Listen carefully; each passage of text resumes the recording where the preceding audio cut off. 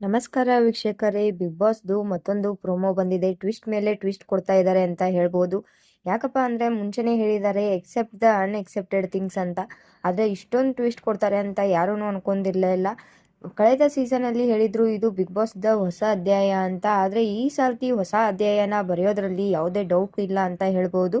ಯಾಕಪ್ಪ ಅಂದರೆ ಮೊದಲ ದಿನವೇ ಬಂದ ದಿನವೇ ಮನೆ ಒಳಗಡೆ ಒಂದು ದಿನಾನೂ ಕಳೆದಿರಾನೆ ಒಂದು ಎಲಿಮಿನೇಷನ್ ಆಗೋಯ್ತು. ಎಲ್ಲರೂ ಅನ್ಕೋತಿರೋದು ಅವ್ರನ್ನ ಸೀಕ್ರೆಟ್ ರೂಮ್ನಲ್ಲಿ ಇಡ್ಬೋದೇನೋ, ಇಲ್ಲ ಬೇರೆ ಕಡೆ ಇಡ್ಬೋದು, ಆಮೇಲೆ ಕರೆಸ್ಬೋದು ಅಂತ ಅನ್ಕೋತಿದ್ವಿ. ಆದರೆ ಬಿಗ್ ಬಾಸ್ ಅಫಿಷಿಯಲ್ ಪೇಜ್ ಒಳಗಡೆನೆ ಅವ್ರದ್ದು ಎಲಿಮಿನೇಷನ್ನ ಘೋಷಣೆ ಮಾಡಿದ್ದಾರೆ. ಸೊ ಎಲಿಮಿನೇಷನ್ನ ಘೋಷಣೆ ಮಾಡಿದ ಮೇಲೆ ಅವರು ನಿಜವಾಗ್ಲೂ ಎಲಿಮಿನೇಟ್ ಆಗಿದ್ದಾರೆ ಅಂತಾನೆ ಹೇಳ್ಬೋದು. ಆದರೆ ಅವ್ರನ್ನ ಎಲಿಮಿನೇಷನ್ ಮಾಡಿರೋದನ್ನೇ ತಪ್ಪು ಅಂತ ಹೇಳ್ತಾ ಇದ್ದಾರೆ ಎಲ್ಲರೂ. ಯಾಕಪ್ಪ ಅಂದರೆ ಬಿಗ್ ಬಾಸ್ ಮನೆ ಅನ್ನೋದು ಒಂದು ದೊಡ್ಡ ಪ್ಲಾಟ್ಫಾರ್ಮ್ ಆಗಿರುತ್ತೆ. ಅದು ಎಲ್ಲರ ಕನಸು ಕೂಡ ಆಗಿರುತ್ತೆ. ಸೋಷಿಯಲ್ ಮೀಡಿಯಾದಲ್ಲಿರೋರಾಗಿರ್ಬೋದು, ಸೀರಿಯಲ್ ಆ್ಯಕ್ಟರ್ಸ್ಗಾಗಿರ್ಬೋದು, ತುಂಬ ಜನಕ್ಕೆ ದೊಡ್ಡ ಕನಸಾಗಿರುತ್ತೆ. ಅಲ್ಲಿ ಬರಬೇಕು ಅಂದರೆ ತುಂಬಾ ಇನ್ವೆಸ್ಟ್ ಮಾಡಿರ್ತಾರೆ. ತಮ್ಮ ಡ್ರೆಸ್ಸಸ್ಗಾಗಿರ್ಬೋದು, ಅವರ PROಗಳಿಗೆ ಅದು ಎಲ್ಲನೂ ಹೇಳಿ ಮಾಡಿ ಬಂದಿರ್ತಾರೆ. ಸೊ ತುಂಬಾ ಇನ್ವೆಸ್ಟ್ ಕೂಡ ಮಾಡಿರ್ತಾರೆ ಅಂತ ಹೇಳ್ಬೋದು. ಅದ್ರ ಜೊತೆಗೇನೆ ಅವ್ರಿಗೆ ದೊಡ್ಡ ಆಗಿರೋ ಕನಸನ್ನ ಕಂಡ್ಕೊಂಡು ಬಂದಿರ್ತಾರೆ. ಇದು ಅವಕಾಶನ ಕೊಟ್ಟು ಕಸ್ಕೊಳ್ಳೋ ತರ ಇದೆ. ಕಸ್ಕೊಳ್ಳೇಬೇಕು ಅಂತ ಆದ್ರೆ ಕೊಡೋದು ಯಾಕೆ ಅವಕಾಶನ? ಈ ರೀತಿ ಎಲಿಮಿನೇಷನ್ ಮಾಡೋದಾಗಿದ್ರೆ ಯಾಕೆ ಕರ್ಕೋಬೇಕಿತ್ತು ಅನ್ನೋ ಟಾಕ್ಸ್ಗಳು ತುಂಬಾನೇ ಹರಿದಾಡ್ತಿದ್ದಾವೆ. ಅದ್ರ ಜೊತೆಗೆ ಇವಾಗನೇ ಒಂದು ಪ್ರೋಮೋ ಬಂತು, ಅದರಲ್ಲಿ ಇನ್ನೊಂದು ದೊಡ್ಡ ಟ್ವಿಸ್ಟ್ನ ಕೊಟ್ಟಿದ್ದಾರೆ ಅಂತ ಹೇಳ್ಬೋದು. ಯಾವಾಗಲೂ ನಾಮಿನೇಷನ್ನು ಎಲಿಮಿನೇಷನ್ನು ಎಲ್ಲ ವಾರ ವಾರ ವಾರ ವಾರ ಆಗ್ತಿತ್ತು. ಫಿನಾಲೆ ವಾರದವರೆಗೂ ನಮಗೆ ಫೈನಲಿಸ್ಟ್ ಯಾರು ಏನು ಅಂತ ಗೊತ್ತಾಗ್ತಾನೆ ಇರಲಿಲ್ಲ. ಲಾಸ್ಟ್ ಒಂದೇ ವಾರ ಇದೆ ಅನ್ಬೇಕಾದ್ರೇನೆ ಯಾರು ಫೈನಲಿಸ್ಟು, ಯಾರು ಟಾಪ್ 5 ಅಲ್ಲಿದ್ದಾರೆ ಅಂತ ಗೊತ್ತಾಗ್ತಿತ್ತು.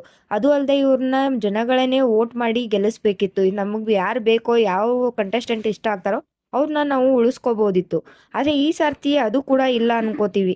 ಯಾಕಪ್ಪ ಅಂದರೆ ಇವಾಗ ತಾನೇ ಒಂದು ಪ್ರೋಮೋನ ಬಿಟ್ಟಿದ್ದಾರೆ. ಅದೇನಪ್ಪ ಅಂದರೆ ಬಿಗ್ ಬಾಸ್ನ ಯಾರು ಗೆಲ್ತಾರೆ ಅಂತ ನಾವು ನೋಡಬೇಕಾಗಿದ್ರೆ 100 ದಿನಗಳ ಕಾಲ ಕಾಯಬೇಕಾಗಿತ್ತು. ಎಲ್ಲ ಕಂಟೆಸ್ಟೆಂಟ್ಗಳ ಪರ್ಫಾರ್ಮೆನ್ಸ್ ನೋಡಿ ವೋಟಿಂಗ್ ಆಧಾರದ ಮೇಲೆ ನಾವೇ ಗೆಲ್ಲಿಸಬೇಕಾಗಿತ್ತು.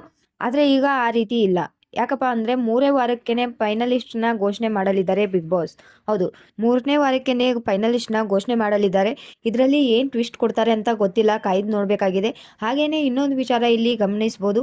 ಇಲ್ಲಿ ತುಂಬ ಎಲಿಮಿನೇಷನ್ ಆಗೋ ಸಾಧ್ಯತೆ ಇದೆ ಅಂತ ಕೂಡ ಹೇಳ್ತಿದ್ದಾರೆ. 3ನೇ ವಾರಕ್ಕೇನೆ ಒಬ್ರೊಬ್ರಾಗೆ ಹೋಗ್ತಾರಾ, ಇಬ್ರಿಬ್ರು ಹೋಗ್ತಾರಾ, ಇಲ್ಲ ಗುಂಪು ಗುಂಪಾಗೇನೆ ಎಲಿಮಿನೇಷನ್ ಆಗುತ್ತಾ ಅಂತ ಇಲ್ಲಿ ಯಾರೂ ಊಹಿಸೋಕ್ಕೂ ಸಾಧ್ಯ ಇಲ್ಲ.